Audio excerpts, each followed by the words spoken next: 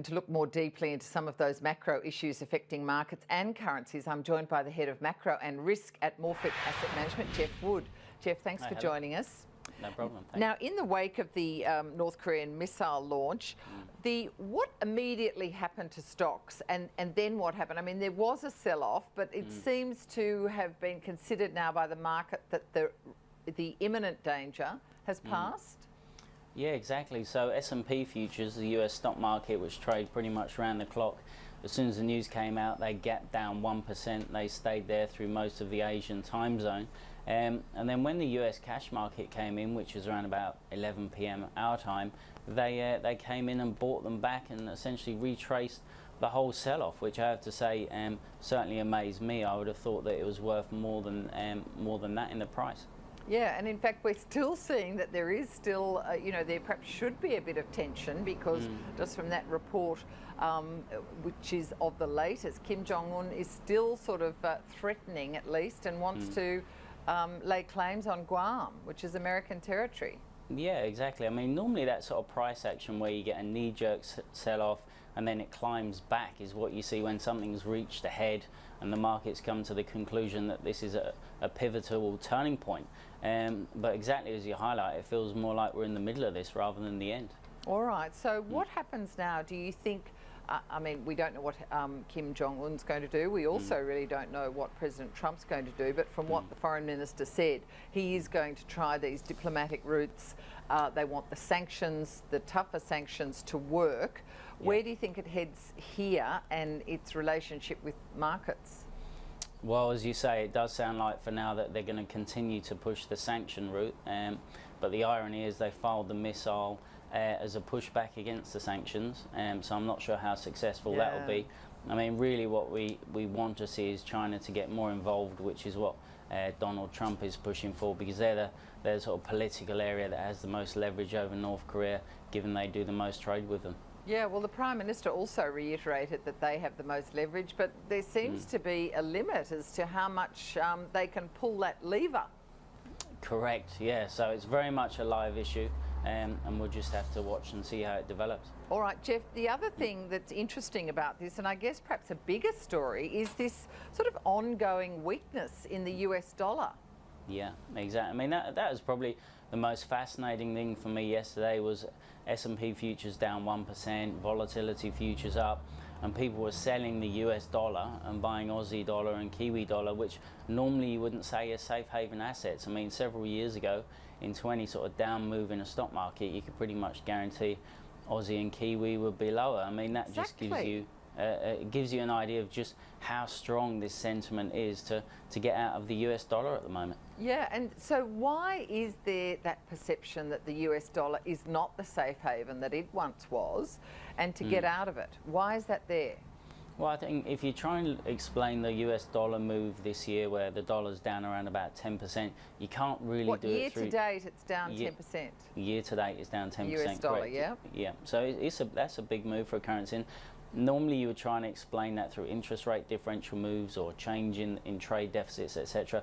But you can't really do that. And I think what's going on here is there's a much bigger, more structural move out of the US dollar by some of the big sovereign pension funds who were overweight the US dollar through the whole Euro crisis. And now in hindsight, we've come into a year where political stability has increased in Europe, and particularly post the sort of France vote, and at the same time has deteriorated in the US. So you've got this sort of up in one area, down in the other, and it's resulting in flows out of the dollar, where these big structural overweights are being unwound. All right, so do you think, you say it's a structural imbalance that seems to be a sort of shifting away from the US dollar. Is that permanent in your view, or permanent for the next little while? You can never say anything's permanent, I suppose. That's right, yeah. So, I mean, when we've seen these things in the past, the big sort of structural reweights, they can go on for many months, and I'd say, yeah, we're not at the end of that. So you could see things like the Aussie dollar continue to push into the 80 cents range. Yeah, okay. Now, does that also mean that the euro will stay strong and that's where the shift is headed? Yeah, it means that pretty much everything will stay strong against the dollar, exactly like you highlighted before. Gold has broken through 1300, and that's very much part of the US dollar story.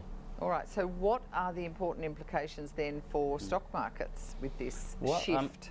Yeah, for stocks, I mean, it just continues to be a real boom for the US. I mean, the amazing thing here is the currency's down 10%, the bond yields are falling, so financial conditions in the US, which is the only economy that's really tightening in earnest, are actually easing. And what that means is that it's actually very beneficial and supportive of the US economy.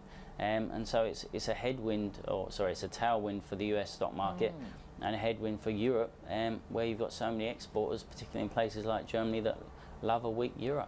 All right, so it's interesting. And I mean, we were just also talking about very strong sentiment in the United States. We know that some of the earnings have been so good, and now the dollar is helping their exporters. What does it mean for our companies who are doing a lot of business in the United States? Well, I guess if you look at the Aussie earnings season, I mean, it's been the more global sectors such as mining and energy that have really had the good guidance. And for us, we're positive on the global economic outlook, so we think that can continue, and we like those sectors. So the actual growth story there is probably enough to offset the rising Aussie dollar.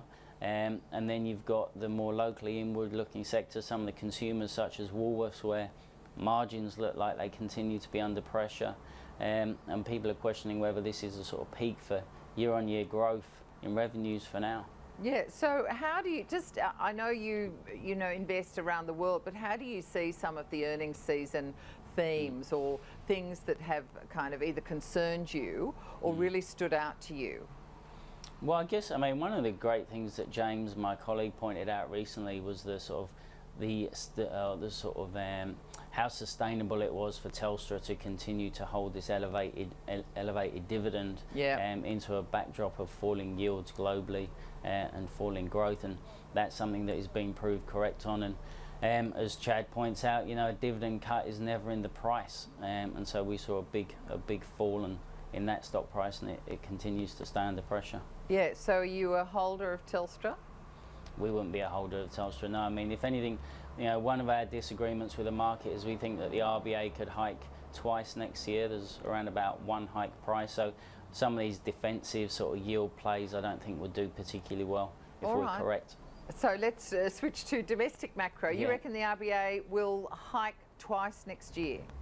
Yep, that's our view. I mean, a lot of the bearish things that people are looking for just continue not to play out. Commodities are strong, housing market's strong, business confidence is strong. There's a question mark over the consumer confidence, but if the businesses keep doing well like they are, it should feed through ultimately. Okay, so why wasn't earnings season, or perhaps more, we've had so many discussions on this network over the past 2 weeks of earnings season about the outlooks not being great and those sorts of things, and that's what's kind of depressed the market a bit. How do you see that if you're saying, things are looking so rosy, there'll be 2 hikes next year? Well, I mean, first of all, I'd like to point out that I think the Australian stock market in last month has done very well. It's traded in a very tight range around about 5,700. And to put it in perspective, in that time, the European stock market and Japanese stock market are down around about 7, and the US is down 1 or 2. So it's actually done relatively well. So we've got this sort of... Yeah, but we've stayed in this range that everybody's whinging and moaning about. Correct, mate. Rather stay in a range than go down, though, if you're an owner of stocks. Yeah. So broadly, I'd say that the actual stock market results have been enough to hold a market at steady levels into all these geopolitical concerns. All right, just a little bit about the construction data today. How did you see it? Yeah, it was good. I mean, particularly the sort of engineering subset section, and this idea that some of the strength that we've seen in commodity markets this year is starting to actually feed into sort of maintenance and these cost and expenditure plans for mining companies and areas like this. So it probably gives an upside risk to the GDP print for Q2 that we get next week. And generally, I think things are playing into the RBA's hands, where they're starting to see the balance of risk relatively neutral, and it supports them being quite comfortable, and I'd say ultimately looking to hike pretty soon. Yeah, all right. Well, so pretty soon is not this year, but next year, and when next year? I would say February, and then probably follow up in Q2 with another, and then they'll sit back and see how the impact goes. All right, well, we'll see what happens. But also, what do you think that GDP read might be next week?